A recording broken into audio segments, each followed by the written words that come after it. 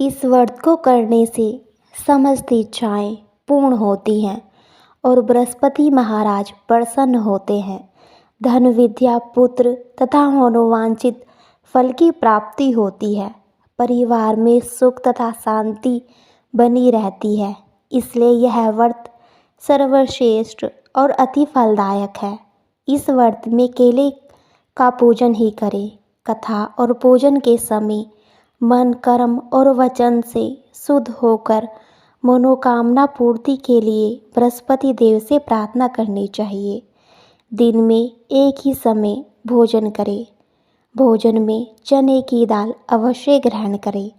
नमक ना खाएं, पीले वस्त्र पहने, पीले फलों का प्रयोग करें, पीले चंदन से पूजन करें। पूजन के बाद भगवान बृहस्पति की कथा अवश्य सुननी चाहिए। तो आइए दोस्तों, बृहस्पतिवार की व्रत कथा सुनते हैं। प्राचीन समय की बात है। एक बड़ा प्रतापी तथा दानी राजा था। वह प्रत्येक गुरुवार को व्रत रखता एवं पूजन करता था। यह उसकी रानी को अच्छा नहीं लगता। न ही वह व्रत करती और न ही किसी को एक पैसा दान में देती। राजा को भी वह ऐसा करने से मना किया करती थी। एक समय की बात है कि राजा शिकार खेलने वन को चले गए। घर पर रानी और दासी थी। उस समय गुरु बृहस्पति साधु का रूप धारण कर राजा के दरवाजे पर भिक्षा मांगने आए। साधु ने रानी से भिक्षा मांगी तो कहने लगी, है साधु महाराज, मैं इस दान और पुण्य से तंग आ गई हूँ। आप कोई ऐसा उपाय बताएं जिससे यह सारा धन नष्ट हो जाए तथा मैं आराम से रह सकूं। साधु रूपी बृहस्पति देव ने कहा, हे देवी, तुम बड़ी विचित्र हो। संतान और धन से भी कोई दुखी होता है। अगर तुम्हारे पास धन अधिक है तो इसे शुभ कार्यों में लगाओ, जिससे तुम्हारे दोनों लोग सुधरें। परंतु साधु की इन बातों से रानी खुश नहीं हुई। उसने कहा, मुझे ऐसे धन की आवश्यकता नहीं जिसे मैं अन्य लोगों को दान दूं तथा जिसको संभालने में ही मेरा सारा समय नष्ट हो जाए। साधु ने कहा, यदि तुम्हारी ऐसी इच्छा है तो जैसा मैं तुम्हें बताता हूँ तुम वैसा ही करना। बृहस्पतिवार के दिन घर को गोबर से लीपना, अपने केशों को पीली मिट्टी से धोना, केशों को धोते समय स्नान करना, राजा से हजामत बनाने को कहना, भोजन में मांस मदिरा खाना, कपड़ा धोबी के यहाँ धुलने डालना। इस प्रकार 7 बृहस्पतिवार करने से तुम्हारा सब धन नष्ट हो जाएगा। इतना कहकर साधु बने बृहस्पति देव अंतर्ध्यान हो गए। साधु के कहे अनुसार करते हुए रानी को केवल 3 बृहस्पतिवार ही बीते थे कि उसकी समस्त धन संपत्ति नष्ट हो गई। भोजन के लिए परिवार तरसने लगा। एक दिन राजा रानी से बोला, हे रानी, तुम यहीं रहो, मैं दूसरे देश को जाता हूँ, क्योंकि यहाँ पर मुझे सभी जानते हैं, इसलिए मैं यहाँ कोई छोटा कार्य नहीं कर सकता। ऐसा कहकर राजा परदेश चला गया। वहाँ वह जंगल में लकड़ी काट कर लाता और शहर में बेचता।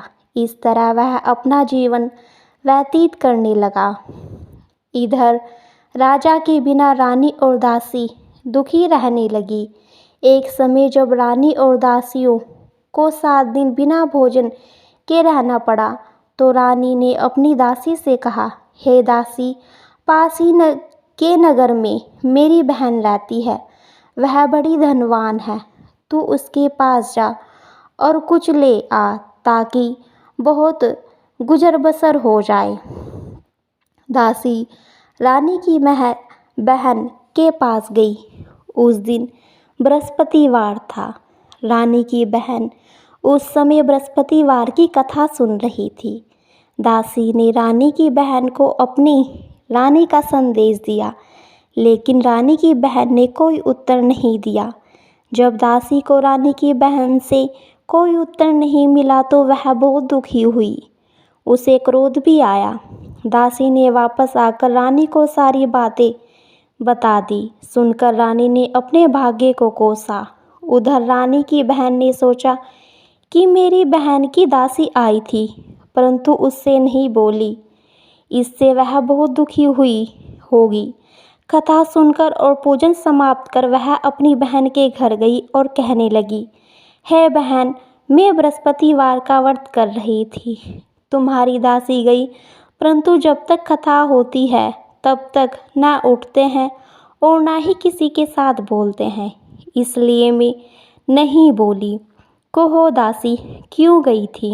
रानी बोली, बहन, मेरे घर अनाज नहीं था। ऐसा कहते कहते रानी की आंखें भर आई। उसने दासियों समेत भूखा रहने की बात भी अपनी बहन को बता दी। रानी की बहन बोली, बहन देखो, बृहस्पति देव भगवान सबकी मनोकामना पूर्ण करते हैं। देखो, शायद तुम्हारे घर में अनाज रखा हो। यह सुनकर दासी घर के अंदर गई तो वहाँ उसे एक घड़ा अनाज का भरा मिल गया। उसे बड़ी हैरानी हुई, क्योंकि उसने एक एक बर्तन देख लिया था। उसने बाहर आकर रानी को बताया। दासी रानी से कहने लगी, हे रानी, जब हमको अन्न नहीं मिलता तो हम व्रत ही तो करते हैं, इसलिए क्यों ना इनसे व्रत और कथा की विधि पूछ ली जाए। हम भी व्रत को किया करेंगे। दासी के कहने पर रानी ने अपनी बहन से बृहस्पति व्रत के बारे में पूछा।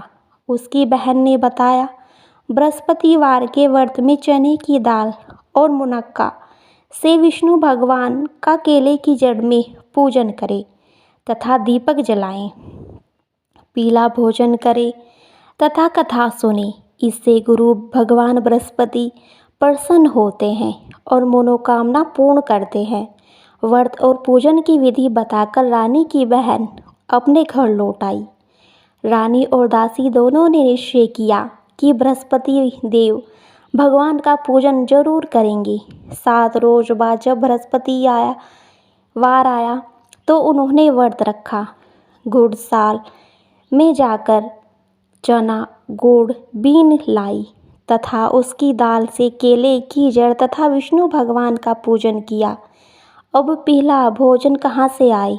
दोनों बड़ी दुखी हुई, परंतु उन्होंने व्रत किया था, इसलिए बृहस्पति देव भगवान प्रसन्न थे और एक साधारण व्यक्ति के रूप में वे 2 थालों में सुंदर पीला भोजन लेकर आए और दासी को देकर बोले, हे दासी, यह भोजन तुम्हारे लिए और तुम्हारी रानी के लिए है, इसे तुम दोनों ग्रहण करना। दासी भोजन पाकर बहुत प्रसन्न हुई। उसने रानी को सारी बातें बताई। उसके बाद से वे प्रत्येक बृहस्पतिवार को गुरु भगवान का व्रत और पूजन करने लगी। बृहस्पति भगवान की कृपा से उनके पास धन हो गया, परंतु रानी फिर पहले की तरह आलस्य करने लगी। तब दासी बोली, देखो रानी, तुम पहले भी इस प्रकार आलस्य करती थी। तुम्हें धन के रखने में कष्ट होता था, इस कारण सभी धन नष्ट हो गया। अब गुरु भगवान की कृपा से धन मिला है तो फिर तुम्हें आलस्य होता है। बड़ी मुसीबतों के बाद हमने यह धन पाया है, इसलिए हम दान पुण्य करना चाहिए। अब तुम भूखे मनुष्यों को भोजन कराओ, पानी पिलाओ, ब्राह्मणों को दान दो, कुआं तालाब बावड़ी आदि का निर्माण करवाओ, मंदिर पाठशाला बनवाकर ज्ञान का दान दो, कुंवारी कन्याओं का विवाह कराओ, अर्थात धन को शुभ कार्यों में खर्च करो, जिससे तुम्हारे कुल का यश बढ़े और स्वर्ग प्राप्त हो और पितृ प्रसन्न हो।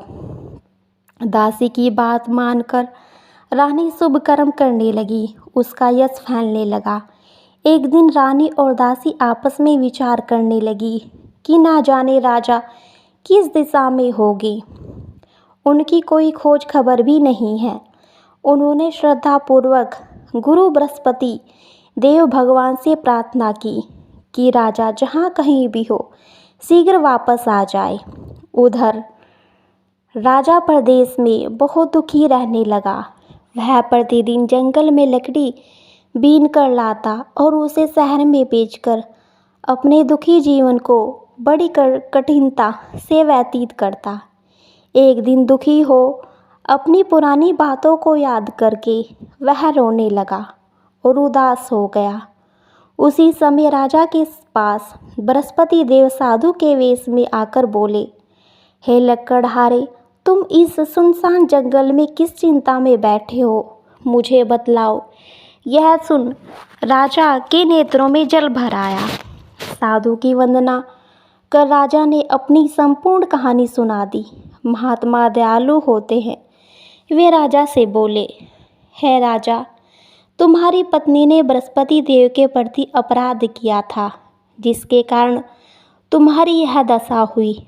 अब तुम किसी प्रकार की चिंता मत करो, भगवान तुम्हें पहले से अधिक धन देंगे। देखो, तुम्हारी पत्नी ने बृहस्पतिवार का व्रत प्रारंभ कर दिया है। अब तुम भी बृहस्पतिवार का व्रत करके चने की दाल वह गुड़ जल के लोटे में डालकर केले का पूजन करो। फिर कथा कहो या सुनो, भगवान सब मनोकामनाओं को पूर्ण करेंगे।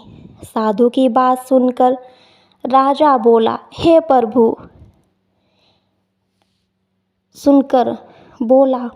प्रभु, लकड़ी बेचकर तो इतना पैसा भी नहीं आता जिससे भोजन करने के उपरांत कुछ बचा सकूं। मैंने रात्रि में अपनी रानी को व्याकुल देखा है। मेरे पास कोई साधन नहीं जिससे उसका समाचार जान सकूं। फिर मैं बृहस्पति देव की क्या कहानी कहूँ, यह भी मुझको मालूम नहीं है। साधु ने कहा, हे राजा, मन में बृहस्पति भगवान के पूजन व्रत का निश्चय करो। वे स्वयं तुम्हारे लिए कोई राह बना देंगे। बृहस्पतिवार के दिन तुम रोजाना की तरह लकड़ियाँ लेकर शहर में जाना। तुम्हें रोज से दुगना धन प्राप्त होगा, जिससे तुम भली भांति भोजन कर लोगे तथा बृहस्पति देव की पूजा का सामान भी ले आओगे। जब तुमने बृहस्पति की कहानी के बारे में पूछा है तो वह इस प्रकार है। बृहस्पति देव की कहानी। प्राचीन काल में एक बहुत ही निर्धन ब्राह्मण था। उसके कोई संतान नहीं थी। वह नित्य पूजा पाठ किया करता था। उसकी स्त्री न स्नान करती और न किसी देवता का पूजन किया करती थी। इस कारण ब्राह्मण देवता बहुत दुखी रहते थे। भगवान की कृपा से ब्राह्मण के यहाँ एक कन्या उत्पन्न हुई। कन्या बड़ी होने लगी। प्रातः स्नान करके वह भगवान विष्णु का जप किया करती थी। बृहस्पतिवार का व्रत भी करने लगी। पूजा पाठ समाप्त कर पाठशाला जाती तो अपनी मुट्ठी में जौ भरकर ले जाती और पाठशाला जाने के मार्ग में डालती जाती। लौटते समय वहीं जो स्वर्ण के हो जाते तो उनको बीनकर घर ले आती। एक दिन वह बालिका सूप में उन सोने के जौ को फटकार कर साफ कर रही थी कि तभी उसकी माँ ने देख लिया और कहा, हे बेटी, सोने के जौ को फटकारने के लिए सोने का सूप भी तो होना चाहिए। दूसरे दिन गुरुवार था। कन्या ने व्रत रखा और बृहस्पति देव से सोने का सूप देने की प्रार्थना की। बृहस्पति देव ने उसकी प्रार्थना स्वीकार कर ली। रोजाना की तरह वह कन्या जो फैलाती हुई पाठशाला चली गई। पाठशाला से लौटकर जब वह जो बीन रही थी तो बृहस्पति देव की कृपा से उसे सोने का सूप मिला। उसे वह घर ले आई और उससे जो साफ करने लगी, परंतु उसकी माँ का वही ढंग रहा। एक दिन की बात है, कन्या सोने के सूप में जब जो साफ कर रही थी, उस समय उस नगर का राजकुमार वहाँ से निकला। कन्या के रूप को देखकर वह उस पर मोहित हो गया। राजमहल आकर वह भोजन तथा जल त्याग कर उदास होकर लेट गया। राजा को जब राजकुमार द्वारा अन्न जल त्यागने का समाचार ज्ञात हुआ तो अपने मंत्रियों के साथ वह अपने पुत्र के पास गया और कारण पूछा। राजकुमार ने राजा को इस लड़की के घर का पता भी बता दिया। मंत्री उस लड़के के घर गए। मंत्री ने ब्राह्मण के समक्ष राजा की ओर से निवेदन किया। कुछ ही दिन बाद ब्राह्मण की कन्या का विवाह राजकुमार के साथ संपन्न हो गया। कन्या के घर जाते ही ब्राह्मण के घर में पहले की भांति गरीबी का निवास हो गया। एक दिन दुखी होकर ब्राह्मण अपनी पुत्री से मिलने गए। बेटी ने पिता की अवस्था को देखा और अपनी माँ का समाचार पूछा। ब्राह्मण ने सभी हाल को कह सुनाया। कन्या ने बहुत सा धन देकर अपने पिता को विदा कर दिया, लेकिन कुछ दिन बाद फिर से वही हाल हो गया। ब्राह्मण फिर अपनी कन्या के यहाँ गया।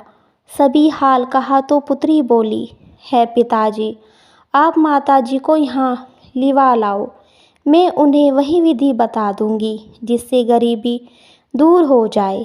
ब्राह्मण देवता अपनी स्त्री को साथ लेकर अपनी पुत्री के पास राजमहल पहुँचे तो पुत्री अपनी माँ को समझाने लगी, हे माँ, तुम प्रातःकाल स्नान आदि करके विष्णु भगवान का पूजन किया करो तो सब दरिद्रता दूर हो जाएगी। परंतु उसकी माँ ने उसकी एक भी बात नहीं मानी। वह प्रातःकाल उठकर अपनी पुत्री को बचा झूठन खा लेती थी। एक दिन उसकी पुत्री को बहुत गुस्सा आया। उसने अपनी माँ को एक काल कोठरी में बंद कर दिया।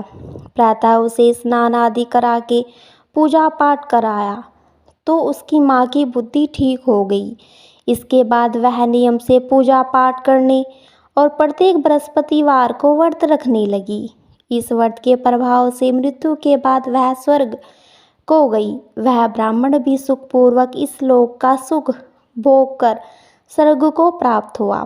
इस तरह कहानी कहकर साधु देवता वहाँ से लोप हो गए। धीरे धीरे समय व्यतीत होने पर फिर बृहस्पतिवार का दिन आया। राजा जंगल से लकड़ी काटकर शहर में बेचने गया। उसे उस दिन और दिनों से अधिक धन मिला। राजा ने चना गुड़ आदि लाकर बृहस्पतिवार का व्रत किया। उस दिन से उसके सभी कलेश दूर हो गए। परंतु जब अगले गुरुवार का दिन आया तो वह बृहस्पतिवार का व्रत करना भूल गया। इस कारण बृहस्पति भगवान नाराज हो गए। उस दिन उस नगर के राजा ने विशाल यज्ञ का आयोजन किया था तथा अपने समस्त राज्य में घोषणा करवा दी कि सभी मेरे यहाँ भोजन करने आए। किसी के घर चूल्हा न जले। इस आज्ञा को जो नहीं मानेगा उसको फांसी दे दी जाएगी। राजा की आज्ञा के अनुसार राज्य के सभी वासी राजा के भोज में सम्मिलित हुए। लेकिन लकड़हारा कुछ देर से पहुंचा, इसलिए राजा उसको अपने साथ महल में ले गए। जब राजा लकड़हारे को भोजन करा रहे थे तो रानी की दृष्टि उस खूंटी पर पड़ी जिस पर उसका हार लटका हुआ था। उसे हार खूंटी पर लटका दिखाई नहीं दिया। रानी को निश्चय हो गया कि मेरा हार उस लकड़हारे ने चुरा लिया है।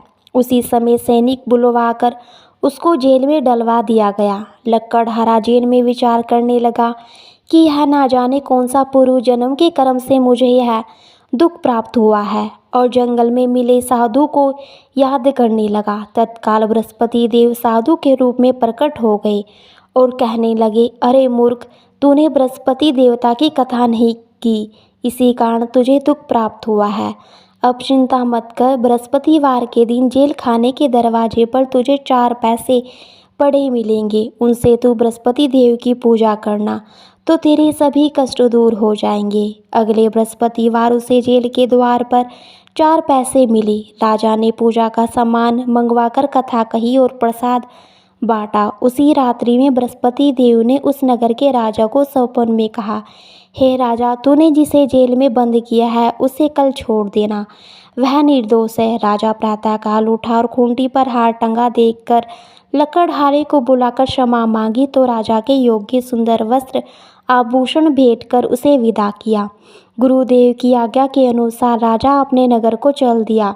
राजा जब नगर के निकट पहुंचा तो उसे बड़ा ही आश्चर्य हुआ। नगर में पहले से ही अधिक बाग, तालाब, कुएं बने हुए थे। बहुत सी धर्मशालाएं, मंदिर आदि भी बने हुए थे। राजा ने पूछा, यह किसका बाग और धर्मशाला है? तब नगर के सब लोग कहने लगे कि यह सब रानी और दासी द्वारा बनवाए गए हैं। राजा को आश्चर्य हुआ और गुस्सा भी आया कि इसकी अनुपस्थिति में रानी के पास धन कहाँ से आया हुआ है। जब रानी ने यह खबर सुनी कि राजा आ रहे हैं, तब उसने अपनी दासी से कहा, हे दासी, देख, राजा को हमको कितनी बुरी हालत में छोड़ गए थे। वह हमारी इस हालत देखकर लौट ना जाएं, इसलिए तू दरवाजे पर खड़ी हो जा।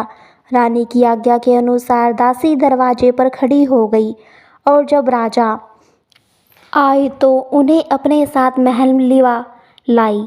तब राजा ने क्रोध करके अपनी तलवार निकाली और पूछने लगा, बताओ, यह धन तुम्हें कैसे प्राप्त हुआ है? तब रानी ने सारी कथा कह सुनाई। राजा ने निश्चय किया कि मैं रोजाना दिन में 3 बार कथा कहा करूँगा और रोज व्रत किया करूँगा। अब हर समय राजा के दुपट्टे में चने की दाल बंधी रहती तथा दिन में 3 बार कथा कहता। एक रोज राजा ने विचार किया कि चलो अपनी बहन के यहाँ हो आऊँ। इस तरह का निश्चय करके राजा घोड़े पर सवार हो अपनी बहन के यहाँ चल दिया। मार्ग में उसने देखा कि कुछ आदमी एक मुर्दे को ले जा रहे हैं। उन्हें रोककर राजा कहने लगा, अरे भाइयों, मेरी बृहस्पति की कथा सुन लो। वे बोले, लो, हमारा तो आदमी मर गया है, इसको अपनी कथा की पड़ी हुई है। परंतु कुछ आदमी बोले, अच्छा कहो, हम तुम्हारी कथा भी सुनेंगे। राजा ने दाल निकाली और कथा कहनी शुरू कर दी। जब कथा आदि हुई तो मुर्दा हिलने लगा और जब कथा समाप्त हुई तो राम राम करके वह मुर्दा खड़ा हो गया। राजा आगे बढ़ा, उसे चलते चलते शाम हो गई। आगे मार्ग में उसे एक किसान खेत में हल चलाता हुआ मिला। राजा ने उससे कथा सुनने का आग्रह किया, लेकिन वह नहीं माना। राजा आगे चल पड़ा। राजा के हटते ही बैल पछाड़ खाकर गिर गए तथा किसान के पेट में बहुत जोर से दर्द होने लगा। उसी समय किसान की पत्नी रोटी लेकर आई। जब उसने देखा कि वह पुत्र से सब हाल पूछा, बेटे ने सभी हाल बता दिया। बुढ़िया दौड़ी दौड़ी उस घुड़सवार के पास गई और उससे बोली, मैं तेरी कहानी सुनूंगी, तू अपनी कथा मेरे खेत पर ही चलकर कहना। राजा ने लौटकर बुढ़िया के खेत पर जाकर कथा कही, जिसके सुनते ही बैल खड़े हो गए तथा किसान के पेट का दर्द भी बंद हो गया। राजा अपनी बहन के घर पहुंच गया। बहन ने भाई की खूब मेहमानी की। दूसरे रोज प्रातःकाल राजा जागा तो वह देखने लगा कि सब लोग भोजन कर रहे हैं। राजा ने अपनी बहन से पूछा, कोई ऐसा मनुष्य है जिसने भोजन नहीं किया हो, जो मेरी बृहस्पतिवार की कथा सुन ले? बहन बोली, हे भैया, यह देश ऐसा ही है। पहले यहाँ के लोग भोजन करते हैं, बाद में अन्य कोई काम करते हैं। फिर वह एक कुम्हार के घर गई जिसका लड़का बीमार था। उसे मालूम हुआ कि उसके यहाँ 3 दिन से किसी ने भोजन नहीं किया है। रानी ने अपने भाई की कथा सुनने के लिए कुम्हार से कहा। वह तैयार हो गया। राजा ने जाकर बृहस्पतिवार की कथा कही, जिसको सुनकर उसका लड़का ठीक हो गया। अब तो राजा की प्रशंसा होने लगी। एक दिन राजा ने अपनी बहन से कहा, हे बहन, मैं तुम अब अपने घर जाऊंगा, तुम भी तैयार हो जाओ। राजा की बहन ने अपनी सास से अपनी भाई के साथ जाने की आज्ञा मांगी। सास बोली, चली जा, परंतु अपने लड़कों को मत ले जाना, क्योंकि तेरे भाई की कोई संतान नहीं होती है। बहन ने भाई से कहा, हे भैया, मैं तो चलूँगी, परंतु कोई बालक नहीं जाएगा। अपनी बहन को भी छोड़कर दुखी मन से राजा अपने नगर को लौट आया। राजा ने अपनी रानी से सारी कथा बताई और बिना भोजन किए वह सैया पर लेट गया। रानी बोली, हे प्रभु, बृहस्पति देव ने हमें सब कुछ दिया है, वह हमें संतान अवश्य देंगे। उसी रात बृहस्पति देव ने राजा को सपन में कहा, हे राजा, उठ, सभी सोच त्याग दे, तेरी रानी गर्भवती है। राजा को यह जानकर बड़ी खुशी हुई। 9वें महीने में रानी के गर्भ से एक सुंदर पुत्र पैदा हुआ। तब राजा बोला, हे रानी, स्त्री बिना भोजन के रह सकती है, परंतु बिना कहे नहीं रह सकती। जब मेरी बहन आए तुम उससे कुछ मत कहना। रानी ने कहा, हाँ, कर दी। जब राजा की बहन ने यह शुभ समाचार सुना तो वह बहुत खुश हुई तथा बधाई लेकर अपने भाई के यहाँ आई। रानी ने तब उसे आने का उल्हाना दिया। जब भाई अपने साथ ला रहे थे तब टाल गई, उनके साथ नहीं आई और आज अपने आप ही भागी भागी बिना बुलाए आ गई।